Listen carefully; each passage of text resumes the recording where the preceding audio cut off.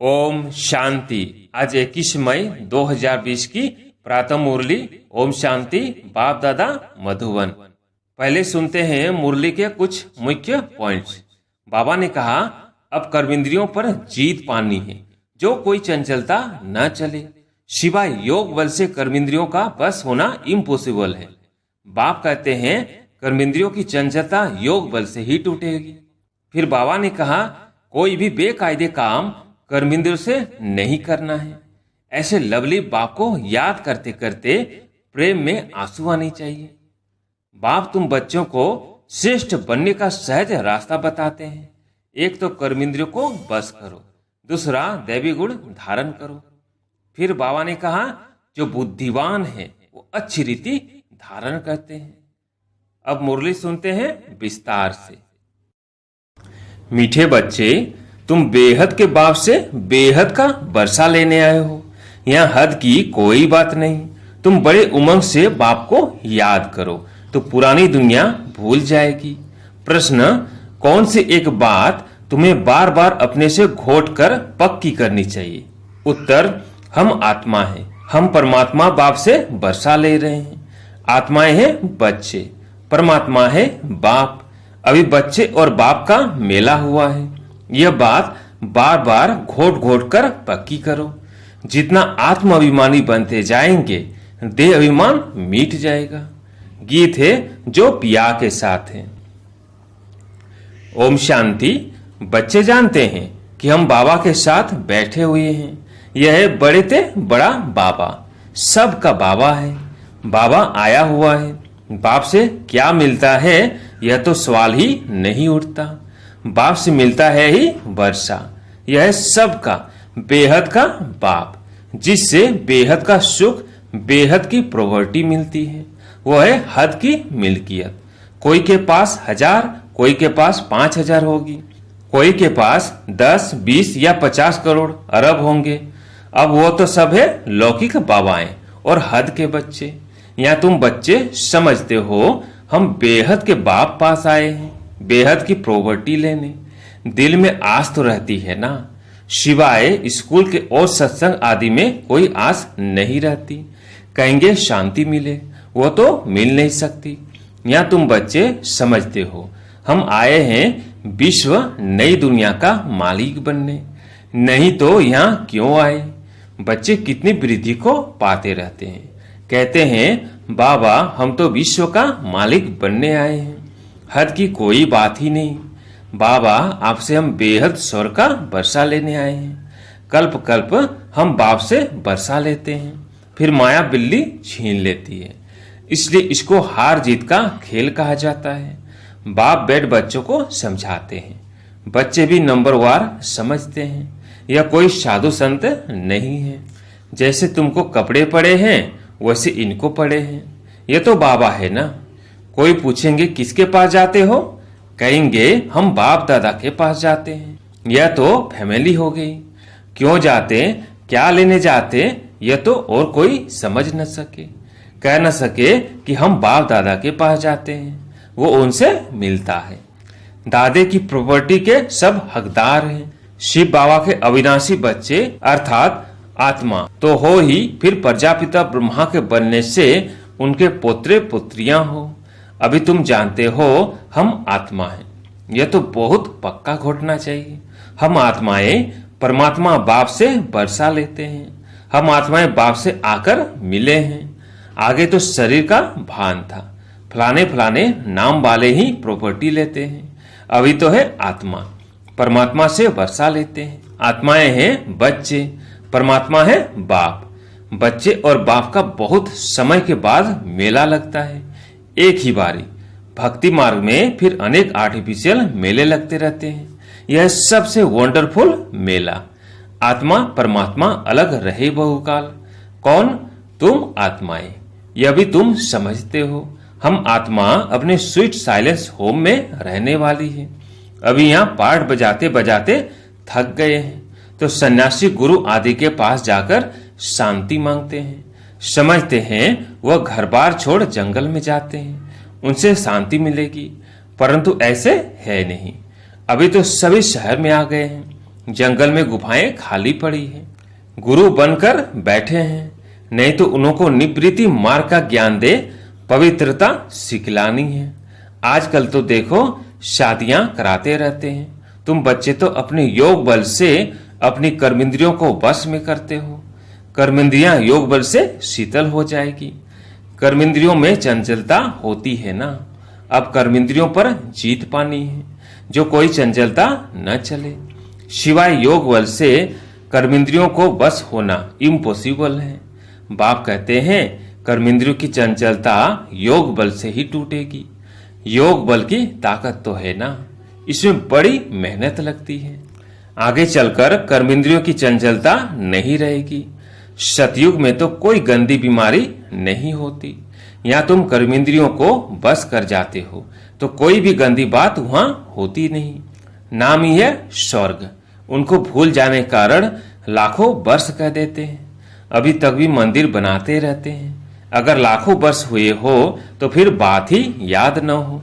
यह मंदिर आदि क्यों बनाते? तो वहां कर्मेंद्रियां शीतल रहती है, कोई चंचलता नहीं रहती। शिव बाबा को तो कर्मेंद्रियां है नहीं, बाकी आत्मा में ज्ञान तो सारा है ना। वही शांति का सागर, सुख का सागर है। वो लोग कहते हैं कर्मेंद्रियां बस नहीं हो सकती। बाप कहते हैं योग बल से तुम कर्मेंद्रियों को बस करो, बाप की याद में रहो। कोई भी बेकायदे काम कर्मेंद्रियों से नहीं करना है। ऐसे लवली बाप को याद करते करते प्रेम में आंसू आने चाहिए। आत्मा परमात्मा में लीन तो होती नहीं। बाप एक ही बार मिलते हैं जब शरीर का लोन लेते हैं। तो ऐसे बाप के साथ कितना प्यार से चलना चाहिए। बाबा को उछल आई ना, ओहो बाबा विश्व का मालिक बनाते हैं, फिर यह धन माल क्या करेंगे, छोड़ो सब। जैसे पागल होते हैं ना। सब कहने लगे इनको बैठे बैठे क्या हुआ, धंधा आदि सब छोड़कर आ गए। खुशी का पारा चढ़ गया, साक्षात्कार होने लगे। राजाई मिलनी है, परंतु कैसे मिलेगी, क्या होगा, यह कुछ भी पता नहीं। बस मिलना है। उस खुशी में सब छोड़ दिया। फिर धीरे धीरे नॉलेज मिलती रहती है। तुम बच्चे यहाँ स्कूल में आए हो, एम ऑब्जेक्ट तो है ना, यह है राजयोग। बेहद के बाप से राजाई लेने आए हो। बच्चे जानते हैं हम उनसे पढ़ते हैं, जिसको याद करते थे कि बाबा आकर हमारे दुख हरो, सुख दो।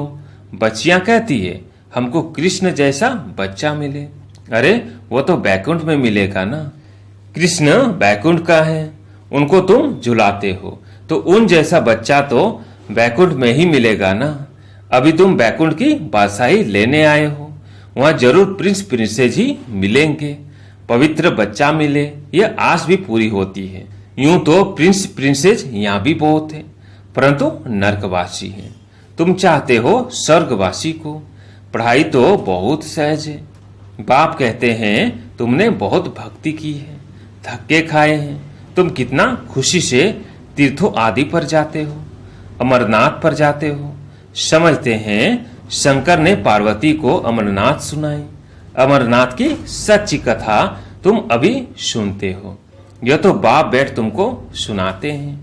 तुम आए हो बाप के पास, जानते हो यह भाग्यशाली रथ है, इसने यह लोन पर लिया है। हम शिव बाबा के पास जाते हैं, उनकी ही श्रीमत पर चलेंगे। कुछ भी पूछना हो तो बाबा से पूछ सकते हो। कहते हैं बाबा हम बोल नहीं सकते, यह तो तुम पुरुषार्थ करो। इसमें बाबा क्या कर सकते हैं। बाप तुम बच्चों को श्रेष्ठ बनने का सहज रास्ता बताते हैं। एक तो कर्मेंद्रियों को बस करो, दूसरा दैवी गुण धारण करो। कोई गुस्सा आदि करे तो सुनो नहीं, एक कान से सुन दूसरे से निकाल दो। जो इविल बात पसंद न आए उसे सुनो ही नहीं। देखो पति क्रोध करता है, मारता है तो क्या करना चाहिए। जब देखो पति गुस्सा करता है तो उन पर फूल बरसाओ, हंसते रहो। युक्तियां तो बहुत है। कामेशु क्रोधेशु होते हैं ना। अबलाएं पुकारती है, एक द्रौपदी नहीं, सब है। अब बाप आए हैं नंगन होने से बचाने। बाप कहते हैं इस मृत्यु लोक में यह तुम्हारा अंतिम जन्म है। हम तुम बच्चों को शांति धाम ले जाने आया हूँ, वहां पतित आत्मा तो जा न सके, इसलिए मैं आकर सबको पावन बनाता हूँ। जिसको जो पाठ मिला हुआ है वो पूरा कर अब सबको वापिस जाना है। सारे झाड़ का राज बुद्धि में है, बाकी झाड़ के पत्ते थोड़ी ही कोई गिनती कर सकते हैं। तो बाप भी मूल बात समझाते हैं, बीज और झाड़, बाकी मनुष्य तो ढेर हैं, एक एक के अंदर को थोड़ी ही बैठ जानेंगे। मनुष्य समझते हैं भगवान तो अंतर्यामी है, हर एक के अंदर की बात को जानते हैं। यह सब है अंधश्रद्धा। बाप कहते हैं तुम हमको बुलाते हो कि आकर हमको पतित से पावन बनाओ, राजयोग सिखाओ। अभी तुम राजयोग सीख रहे हो। बाप कहते हैं मुझे याद करो। बाप यह मत देते हैं ना। बाप की श्रीमत और गत सबसे न्यारी है। मत यानी राय, जिससे हमारी सदगति होती है। वही एक बाप हमारी सदगति करने वाला है, दूसरा न कोई। इस समय ही बुलाते हैं, सतयुग में तो बुलाते नहीं हैं। अभी ही कहते हैं सर्व का सदगति दाता एक राम। जब माला फेरते हैं तो फेरते फेरते जब फूल आता है तो उनको राम का आंखों पर लगाते हैं। जपना है एक फूल को, बाकी है उनकी पवित्र रचना। माला को तुम अच्छी रीति जान गए हो। जो बाप के साथ सर्विस करते हैं उनकी यह माला है। शिव बाबा को रचता नहीं कहेंगे, रचता कहेंगे तो प्रश्न उठेगा कि कब रचना की। प्रजापिता ब्रह्मा अभी संगम पर ही ब्राह्मणों को रचते हैं ना। शिव बाबा की रचना तो अनादि है ही, सिर्फ पतित से पावन बनाने लिए बाप आते हैं। अभी तो है पुरानी सृष्टि, नई में रहते हैं देवताएं। अब शूद्रों को देवता कौन बनाए? अभी तुम फिर से बनते हो। जानते हो बाबा हमको शूद्र से ब्राह्मण, ब्राह्मण से देवता बनाते हैं। अभी तुम ब्राह्मण बने हो देवता बनने के लिए। मनुष्य सृष्टि रचने वाला हो गया ब्रह्मा, जो मनुष्य सृष्टि का हेड है। बाकी आत्माओं का अविनाशी बाप शिव तो है ही। यह सब नई बातें तुम सुनते हो। जो बुद्धिमान है वो अच्छी रीति धारण करते हैं। आहिस्ते आहिस्ते तुम्हारी भी वृद्धि होती जाएगी। अभी तुम बच्चों को स्मृति आई है, हम असुल देवता थे, फिर 84 जन्म कैसे लेते हैं, सब राज तुम जानते हो। जास्ती बातों में जाने की दरकार ही नहीं। बाप से पूरा वर्षा लेने के लिए मुख्य बात बाप कहते हैं, एक तो मुझे याद करो, दूसरा पवित्र बनो, 100 दर्शन चक्रधारी बनो और आप समान बनाओ। कितना सहज है, सिर्फ याद ठहरती नहीं है। नॉलेज तो बड़ी सहज है। अभी पुरानी दुनिया खत्म होनी है, फिर सतयुग में नई दुनिया में देवी देवताएं राज्य करेंगे। इस दुनिया में पुराने तो पुराने यह देवताओं के चित्र हैं, वह इन्हों के महल आदि हैं। तुम कहेंगे पुराने से पुराने हम विश्व के महाराजा महारानी थे। शरीर तो खत्म हो जाते हैं, बाकी चित्र बनाते रहते हैं। अभी यह थोड़े ही किसको पता है, यह लक्ष्मी नारायण जो राज्य करते थे वो कहाँ गए? राजाई कैसे ली? बिरला इतने मंदिर बनाते हैं परंतु जानते नहीं। पैसे मिलते जाते हैं और बनाते रहते हैं। समझते हैं यह देवताओं की कृपा है। एक शिव की पूजा है अव्यभिचारी भक्ति। ज्ञान देने वाला तो ज्ञान सागर एक ही है, बाकी है भक्ति मार्ग। ज्ञान से आधा कल्प सदगति होती है, फिर भक्ति की दरकार नहीं रहती। ज्ञान भक्ति वैराग्य। अब भक्ति से पुरानी दुनिया से वैराग्य, पुरानी अब खत्म होनी है। इसमें आसक्ति क्या रखें? अब तो नाटक पूरा होता है। हम जाते हैं घर, वो खुशी रहती है।